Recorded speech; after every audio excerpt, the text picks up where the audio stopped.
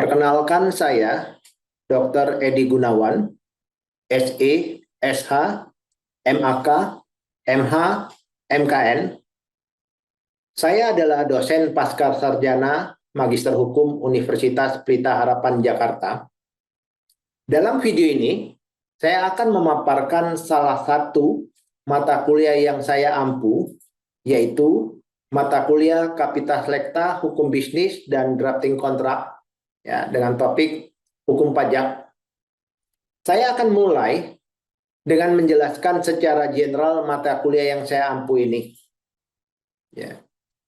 Deskripsi mata kuliah adalah mata kuliah Kapita Selekta Hukum Bisnis dan Drafting Kontrak di program studi Magister Hukum, merupakan mata kuliah yang membahas tentang seluk-beluk hukum pajak, BUMN, pemahaman ketenaga listrikan dan rencana umum penyediaan tenaga listrik, pengertian dan permasalahan energi baru, terbarukan, serta bagaimana dampak IRI, retirement, dan kesiapan dunia kelistrikan Indonesia.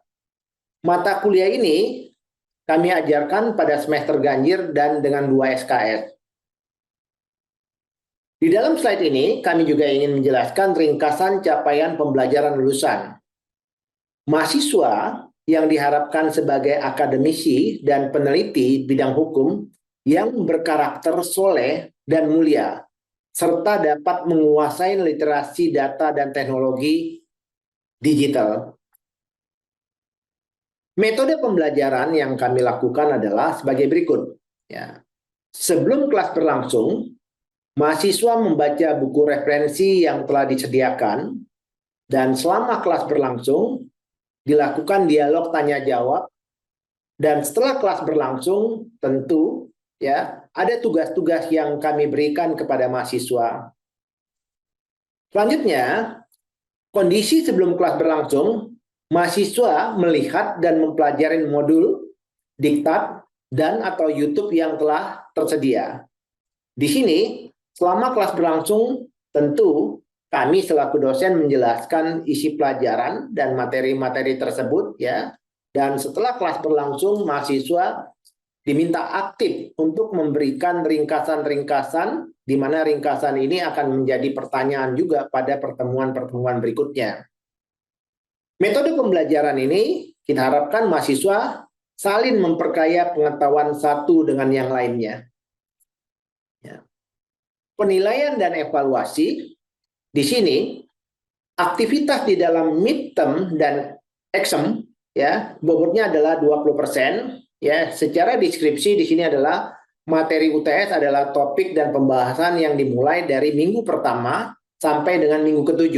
Ya, tanggalnya sesuai dengan jadwal pada kalender akademik yang sudah ada. Ya, di dalam final exam, ya, 40% materi UAS adalah yang kami berikan adalah topik pembahasan dimulai dengan materi perkuliahan minggu ke-9 sampai dengan minggu ke-15. Ya. Untuk jadwal disesuaikan dengan kalender akademik yang ada di Universitas Pelita Harapan. Ya. Untuk kegiatan akademik terstruktur, bobotnya adalah 40%. Di dalam kegiatan akademik terstruktur ini, tugas-tugas yang dilakukan mahasiswa secara individual, pribadi, dan kelompok akan kami gabungkan untuk menambah bobot nilai tersebut. Di dalam pelaksanaan perkuliahan, ya, semua mahasiswa harus menghadiri pembelajaran sepanjang semester, yaitu ada 16 sesi, termasuk di dalam 16 sesi tersebut adalah ujian tengah semester dan ujian akhir semester. Pelaksanaan kuliah semester genap 2022 dan 2023 ini dilakukan dengan konsep luring atau onsite dan daring, ya. Sinkronus dan unsinkronus kita menggunakan juga model sistem dengan komposisi 50 dan 50. Pada saat perkuliahan secara daring sinkronus melalui aplikasi Zoom atau Meet, ya, mahasiswa diwajibkan untuk menyalakan kamera dan mute, dan hanya boleh unmute pada saat mahasiswa ingin memberikan pendapat atau bertanya atau berdiskusi. Yang kedua, peraturan dasar dan utama mahasiswa harus menghadiri 16 sesi pertemuan di kelas sepanjang semester. Kehadiran minimum bisa mengikuti ujian akhir semester adalah 75%, sesuai dengan peraturan yang ada di Universitas Pelita Harapan yang sudah ditetapkan. Artinya dalam hal ini, mahasiswa hanya dibolehkan 2 kali untuk tidak hadir di dalam pertemuan di kelas. Ya. Tentu, pengecualian untuk mereka hanya diberikan kepada mahasiswa yang sakit, kondisi mahasiswa sakit rawat inap, ataupun adanya musibah duka berupa kematian keluarga inti. Ya.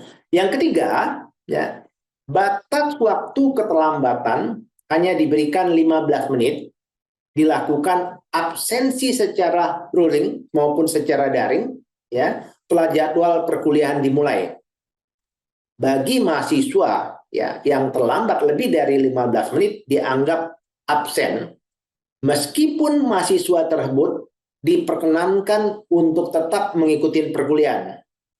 Begitu halnya juga dengan dosen.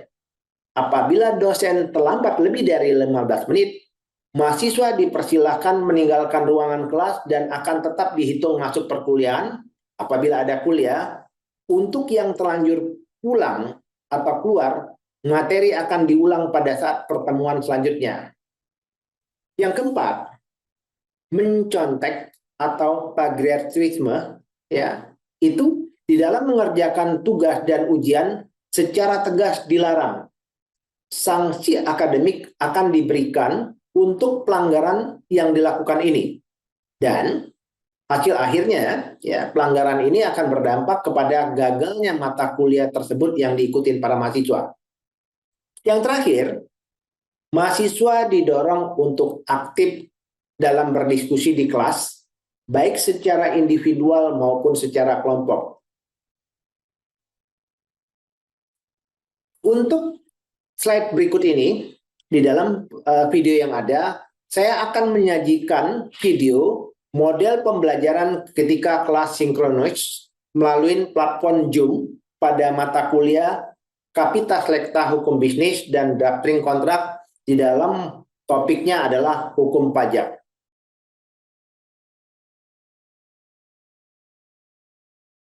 Baik, untuk satu proses surat ketetapan pajak terjadi dari mana? Dari proses pemeriksaan pajak.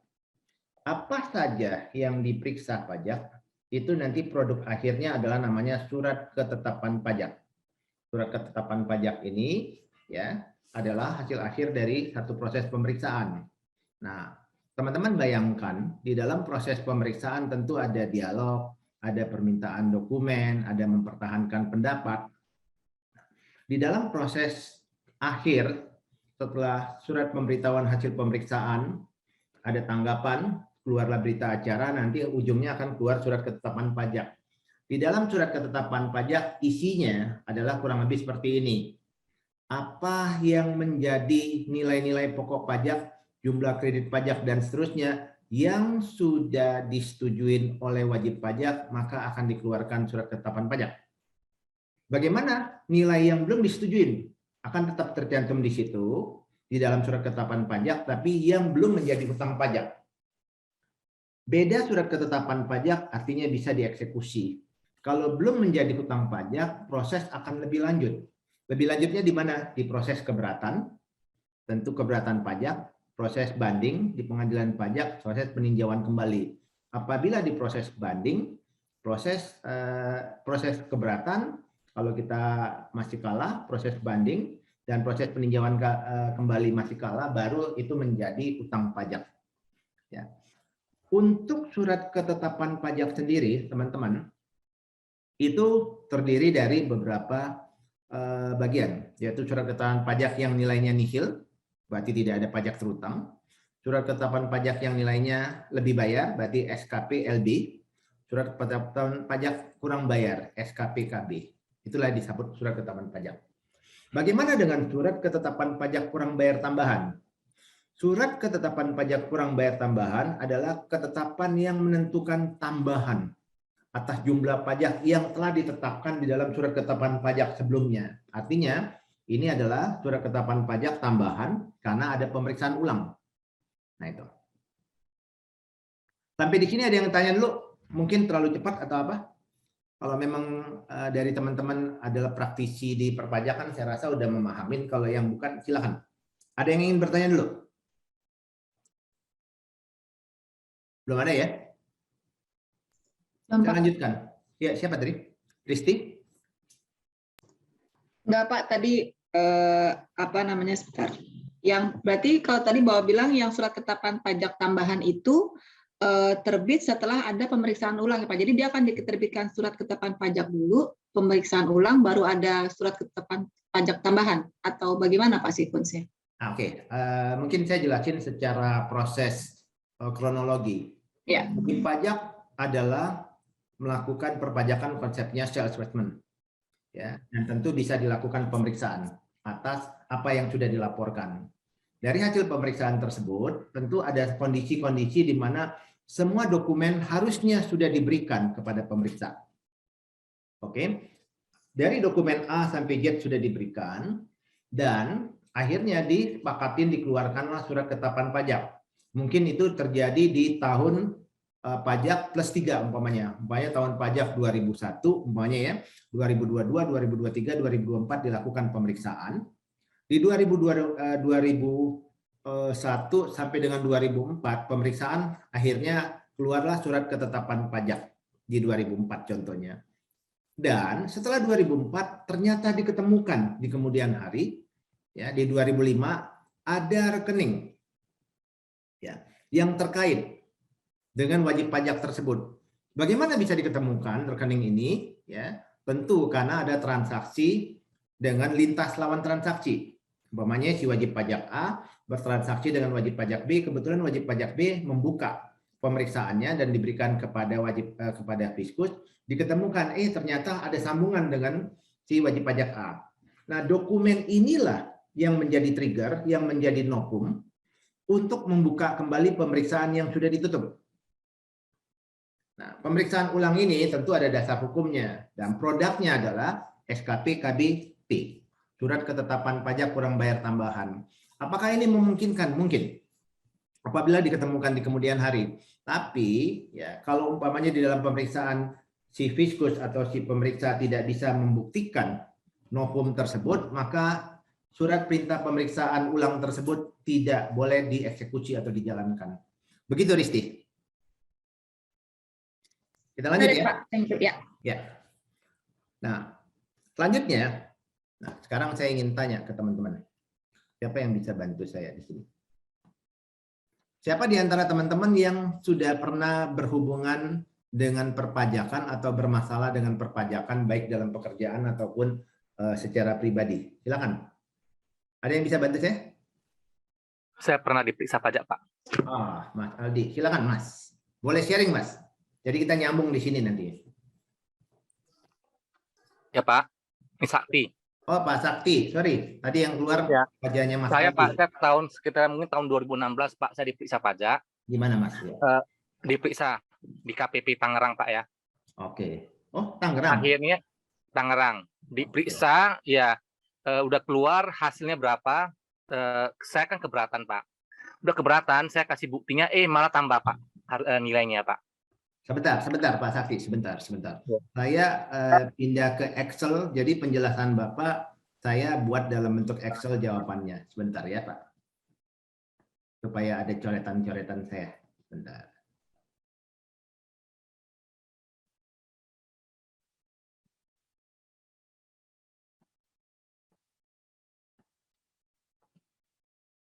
Silakan Pak Sakti. Tahun 2016. Mungkin sebelum tax amnesty Pak ya, jilid pertama Pak ya. Ya. Oh, sebelum berarti tahun 2015 kali ya Pak ya, Bapak diperiksa? Ya, mungkin 2015 Pak. Yang diperiksa itu 2 tahun Pak ya. 2 tahun saya lupa. Diperiksa 2012, 2013 saya lupa Pak ya. Diperiksa ya yang diminta semua dokumen, ya pembukuan semua diminta. Ya. Rekening semua diminta. Ya kan? Ya udah pertama sekali kan dari apa ya, dari AR-nya Pak itu ya misalnya udah keluar nilai Pak. udah keluar nilai berapa, ya mungkin saya agak keberatan karena dia itu bukan berdasarkan uang masuk Pak ya, biaya mereka nggak hitung Pak, masalahnya Pak. Ya, mereka hitungannya itu uang masuk Pak, yang keluar dia tidak mau tahu. Ya oke, artinya saya keberatan. Saya buktikan lagi, bukannya tambah kurang Pak, malah bertambah kekurangan pajak saya Pak. Setelah itu gimana ya, saya nggak keberatan juga, akhirnya saya banding akhirnya ke Kanwil. Silakan Pak. Ya, banding ke Kanwil, saya lupa ya, ada yang saya akuin dan Permasalahannya ada di yang mana? saya tidak akuin. Nanti saya uraikan satu-satu dari catatan ini. Ya. Ada yang saya akuin dan ada yang tidak saya akuin. Oke. Gimana? Bapak mengajukan proses keberatan, Pak Sakti? Keberatan, saya keberatan kan sudah keberatan. Gimana Pak? Pak Sakti mengajukan proses keberatan atau bayar aja? Keberatan Pak, keberatan dulu Pak. Keberatan. Terus sekarang prosesnya di mana Pak? Keberatan banding Pak, banding kan sampai ke Kanwil Pak. Oh enggak, keberatan ke Kanwil Pak. Kalau keberatan Ya. ke Kanwil. Oh ya, oke, mungkin saya nggak tahu Pak. Lupa. Oh ya, keberatan ke Kanwil Pak, ke Kanwil. Ya pokoknya intinya nggak bisa kurang aja Pak itu Pak. Oke, sampai sekarang statusnya udah kalah. Saya akhirnya karena mau tes amnesti, akhirnya saya bayar Pak. Oh, Bapak cabut ya, bayar. cabut dengan TA ya, cabut dengan TA. Ya. Oke. Bayar, tapi itu yang dibebaskan cuma bunganya, dendanya yang dibebaskan ya, kalau nggak salah Pak ya. Ya, benar. Hutang pokok tetap mesti bayar Pak.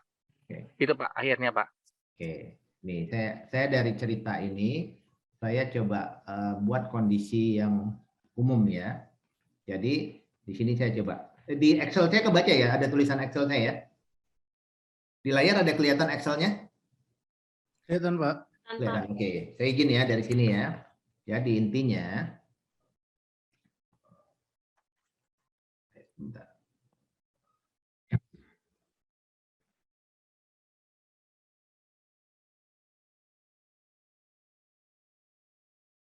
Oke, intinya kalau ada kasus wajib pajak ya